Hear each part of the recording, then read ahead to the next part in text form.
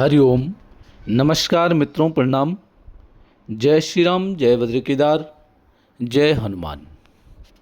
मित्रों, एक बार पुनः आपका स्वागत कर रहा हूं अपने इस YouTube चैनल पर, जहां पर कि मैं आपको ज्योतिष से संबंधित, आध्यात्म से संबंधित छोटी छोटी और महत्वपूर्ण जानकारियां उपलब्ध कराता हूं।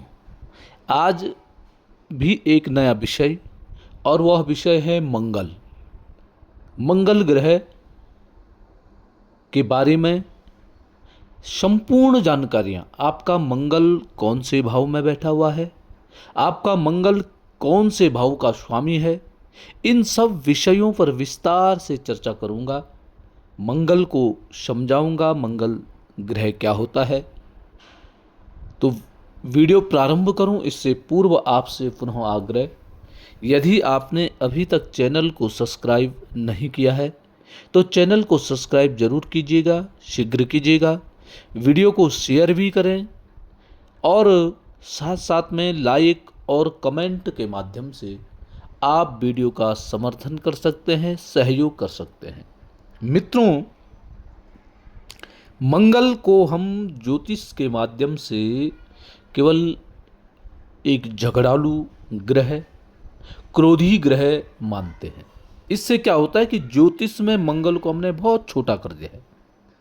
हमने उसको क्या कह दिया? क्रोध कह दिया है। मंगल को झगड़ा कह दिया है, झगड़ा करने वाला कह दिया है, भूमि से संबंधित कह दिया है। मंगल को कह दिया कि ये भाई का प्रतिनिधित्व करता है, उसको दुर्घटना का कारक कह दिया है। लेकिन मंगल केवल क्रोध नहीं है मित्रों, मंगल वह शक्ति है जो किसी विचार को कर्म में बदलती है, जो व्यक्ति को निर्णय लेने के लिए मजबूर करती है, जो भय के सामने खड़ा करती है।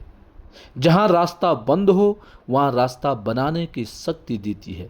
इसलिए मंगल को समझना हो तो सबसे पहले यह समझिए कि मंगल जीवन में केवल घटना नहीं देता है, वह व्यक्ति से कर्म करवाता है। ये मंगल की एक प्रधानता होती है। यहीं से मंगल का एक बहुत गहरा नियम सामने आता है। मंगल जिस भाव का स्वामी होता है, उस भाव के विषय जीवन में केवल दिखाई नहीं देते हैं। उन विषयों के लिए व्यक्ति को स्वयं कुछ करना पड़ता है, उसे प्रयास करना पड़ता है, निर्णय लेना पड़ता है, कभी संघर्ष करना पड़ता है और कभी अपने अधिकार के लिए खड़ा होना पड़ता है। इसलिए मंगल जिस भाव का स्वामी हो, उस भाव का कर्म कई बार लड़कर पूरा होता है। तो आपने अपनी जन्म कुंडली में देखना है मंगल कौन से भाव का स्वामी है। जिस भाव का स्वामी है उस भाव से संबंधित कार्यों के लिए आपने डटकर सामना करना होगा। परंतु क्या करेंगे? यहां लड़ाई का अर्थ केवल झगड़ा नहीं है।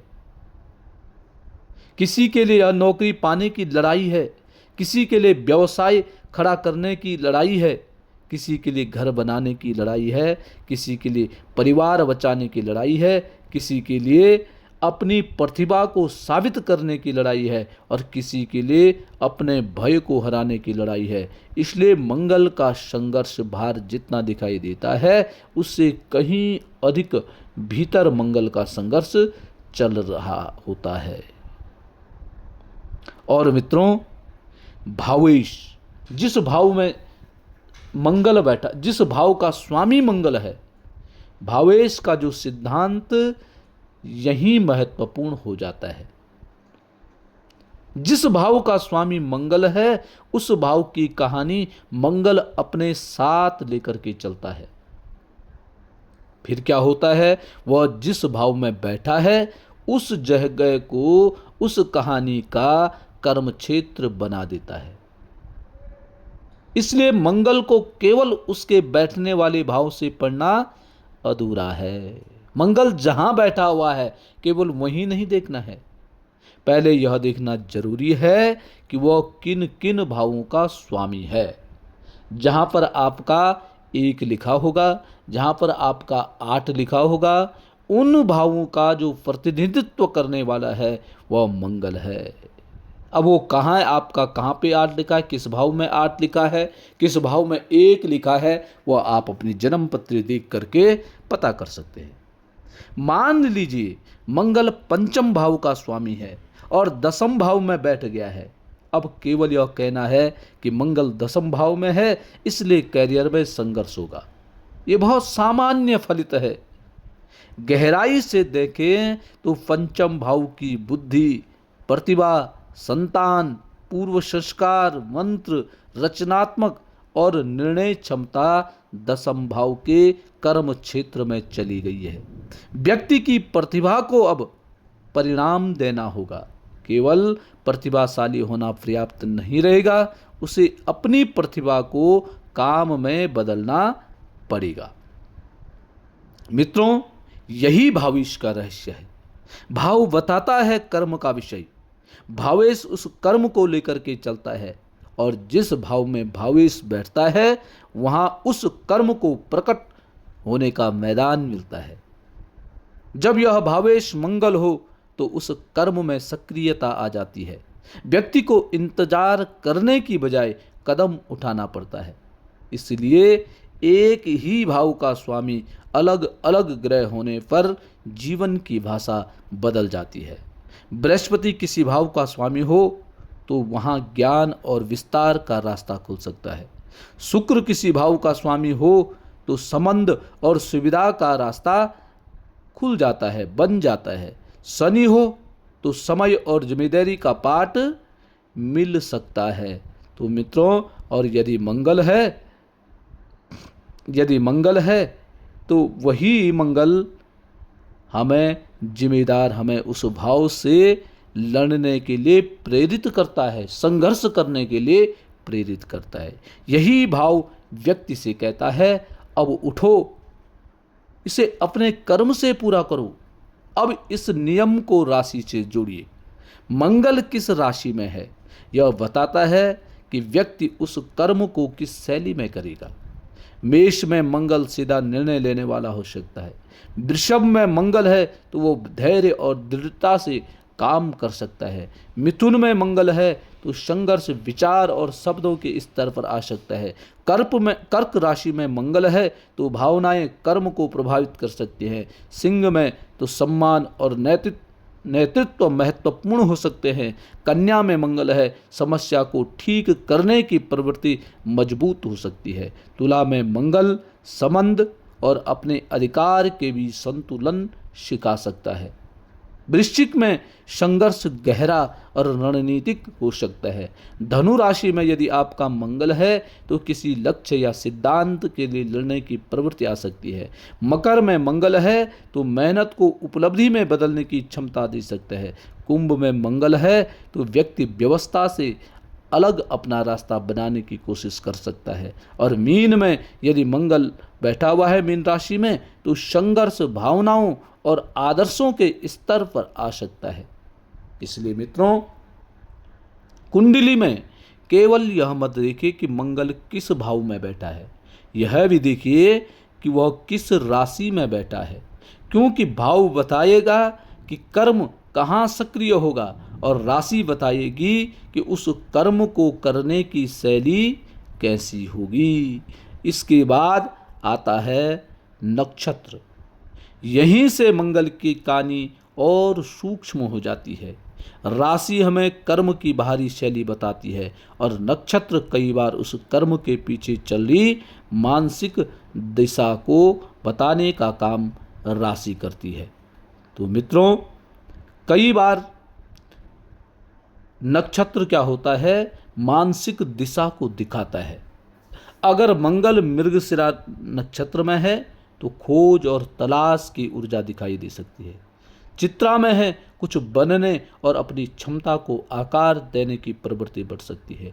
धनिष्ठा में शक्ति को संगठित करके और उपलब्धि बनाने की इच्छा प्रबल हो सकती है। अब और बारीक पे जाएंगे तो नक्षत्रेश को देखिए। यही वह जगह है जहां बहुत से फलित रुक जाते हैं। मंगल किस नक्षत्र में बैठा है यह जानना पर्याप्त नहीं है, उस नक्षत्र का स्वामी कहाँ बैठा है यह भी देखना चाहिए। क्योंकि नक्षत्रेश उस कर्म की दिशा को बदल सकता है। मंगल वही करेगा लेकिन उसके कर्म का रास्ता बदल सकता है। इसलिए मंगल को पढ़ने का एक सुंदर सूत्र बनता है। भाव बताता है क्या करना है, राशि बताती है कैसे करना है। ठीक है, आपका मंगल कौन से भाव में बैठा हुआ है तो वह भाव से संबंधित कैसे कार्य करना चाहिए, ऐसी प्रवृत्ति मनुष्य में आती है। कौन सी राशि में मंगल बैठा है तो वह राशि बताती है कि कैसे करना है, तरीका कैसे है, उसको कार्य करने का तरीका कैसा है। और नक्षत्र बताता है कि भीतर से क्यों करना है, और नक्षत्र का स्वामी बताता है कि उस कर्म की चाबी किसके पास है, और दशा बताती है वह कर्म कब सामने आएगा। जब मंगल की दशा आएगी तो तब आपके किए हुए कार्यों के बारे में आपको पता चल जाएगा। अब मंगल की दृष्टि भी इसमें जोड़नी है। देखो, मंगल कोई भी ग्रह है, सबको इसी प्रकार का फलित होता है। अब मंगल की दृष्टि जोड़िए। मंगल जहाँ बैठा है वहाँ तो काम करेगा ही, उसकी विशेष दृष्टियाँ जिस भाव पर जाती हैं वहाँ भी उसकी ऊर्जा पहुँचती है। इसलिए मंगल कुंडली में कई भावों को जोड़ सकता है। जिस भाव का वह स्वामी है, जिस भाव में बैठा है और जिन भाव को देख रहा है। यही कारण है कि वास्तविक फलित में घटनाएं अलग अलग नहीं आती हैं, वे एक दूसरे से जुड़ी होती हैं। यदि मंगल चतुर्थ भाव का स्वामी होकर के दशम भाव में बैठता है तो घर और कैरियर अलग अलग विषय नहीं रह जाते हैं। घर के कारण कैरियर बन सकता है और कैरियर के कारण घर बदल सकता है। संपत्ति के कारण व्यवसाय खड़ा हो सकता है। परिवार की जिम्मेदारी व्यक्ति को अधिक मेहनती बना सकती है। अब मंगल के भावेशत्व को बाहर लग्नों से समझिए। मेष लगन में मंगल प्रथम और अष्टम भाव का स्वामी होता है। यहाँ व्यक्ति स्वयं अपने परिवर्तन का केंद्र बन जाता है। जीवन में आने वाले संकट उसे भीतर से बदल सकते हैं। उसे बार बार पुराने व्यक्तित्व से बाहर निकलना पड़ सकता है। इस मंगल का प्रश्न है, परिस्थिति तुम्हें तोड़ेगी या तुम्हें नया बनाएगी। वृषभ लगन में मंगल सप्तम और 12वें भाव का स्वामी होता है। यहाँ संबंध और त्याग का कर्म जुड़ जाता है। व्यक्ति को सीखना पड़ सकता है संबंध अधिकार कितना होना चाहिए, कब अपनी बात पर टिकना है, कब छोड़ देना चाहिए। मिथुन लगन में मंगल छठवें और एकादश भाव का स्वामी होता है। यहाँ संघर्ष और लाभ का संबंध बनता है। प्रतियोगिता व्यक्ति को आगे ले जा सकती है। कर्क लगन में मंगल पंचम और दसम भाव का स्वामी होता है। यहाँ संघर्ष और लाभ का संबंध बनता है। प्रतियोगिता व्यक्ति को आगे ले जाती है। कर्क लगन में अद्भुत प्रतिभा व्यक्ति के अंदर हो जाती है। व्यक्ति के भीतर जो क्षमता है उसे कर्म में उतरना है, ज्ञान को काम बनाना है। सिंह लगन में मंगल चतुर्थ और नवम भाव का स्वामी होता है और यहाँ घर और धर्म जुड़ जाते हैं, परिवार और सिद्धांत जुड़ जाते हैं। कन्या लगन में मंगल तृतीय और अष्टम भाव का स्वामी होता है। प्रयास और परिवर्तन एक साथ आते हैं। व्यक्ति को कई बार अपनी परिस्थितियां स्वयं बदलनी पड़ती है। तुला लग्न में मंगल द्वितीय और सप्तम भाव का स्वामी होता है। परिवार और विवाह एक ही ग्रह के हाथ में आ जाते हैं, इसलिए वाणी पर बहुत महत्वपूर्ण संयम रखने होने। वृश्चिक लग्न में मंगल प्रथम और षष्ठम भाव का स्वामी होता है। यहाँ व्यक्ति संघर्ष एक ही ग्रह के अधीन है। ऐसा मंगल हार न मानने की शक्ति दे सकता है, लेकिन व्यक्ति को अपने क्रोध पर संयम रखना होगा। बाहर के शत्रु को हराने से पहले अपनी प्रतिक्रिया को जीतना होगा। धनु लग्न में मंगल पंचम और द्वादश भाव का स्वामी होता है। प्रतिभा एकांत का संबंध बनता है। मकर लग्न में मंगल चतुर्थ और एकादश भाव का स्वामी है। यहाँ घर और लाभ का संबंध बनता है। संपत्ति आय दोनों सक्रिय हो जाते हैं। कुंभ लग्न में मंगल तृतीय और दसम भाव का स्वामी होता है। यहाँ प्रयास सीधे कर्म से जुड़ जाता है। व्यक्ति अपनी मेहनत से रास्ता बना सकता है। और मीन लग्न में मंगल द्वितीय और नवम भाव का स्वामी होता है। यहाँ परिवार, धन, वाणी, संस्कार और धर्म एक साथ सब आते हैं। मंगल ज्ञान के लिए खड़ा रह सकता है।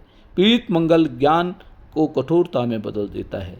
अब मंगल के पूर्वजन वाले पक्ष को समझती। हर मंगल को देख करके पूर्वजन की कोई कहानी बना देना उचित नहीं है, लेकिन जब मंगल पंचम, अष्टम, नवम या द्वादश भाव से गहराई से जुड़ता है, साथ में राहु या केतु जैसे ग्रहों का संबंध बनता है, तब कर्म संस्कार की दृष्टि से अध्ययन किया जा सकता है। तो ये मित्रों, मंगल से संबंधित जानकारी आज के लिए बस इतना ही।